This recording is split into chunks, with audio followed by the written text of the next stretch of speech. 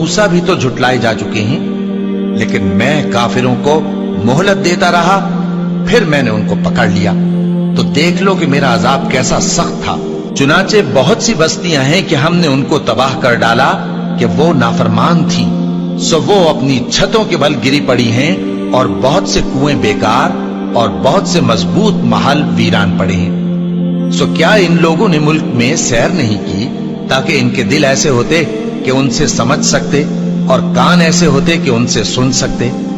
बात यह है कि आंखें अंधी नहीं होती, बल्कि दिल जो सीनों में है वो अंधे हो जाते हैं। और ये लोग तुमसे अजाब के लिए जल्दी कर रहे हैं, और अल्लाह अपने वादे के खिलाफ हरगिज नहीं करेगा।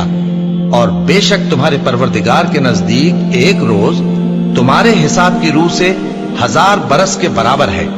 और बहुत सी बस्तियां हैं कि मैं उनको मोहलत देता रहा, जबकि वो नाफरमान थी, फिर मैंने उनको पकड़ लिया, और मेरी ही तरफ लौट कर आना है। ऐ पैगंबर, कह दो कि लोगों, मैं तो तुमको खुल्लम खुल्ला खबरदार करने वाला हूं। तो जो लोग ईमान लाए और काम नेक किए, उनके लिए बख्शिश और इज्जत की रोजी है।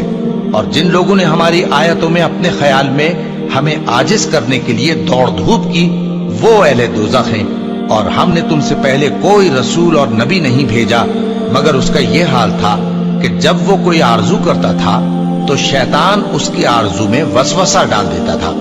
तो जो वसवसा शैतान डालता है, अल्लाह उसको दूर कर देता है।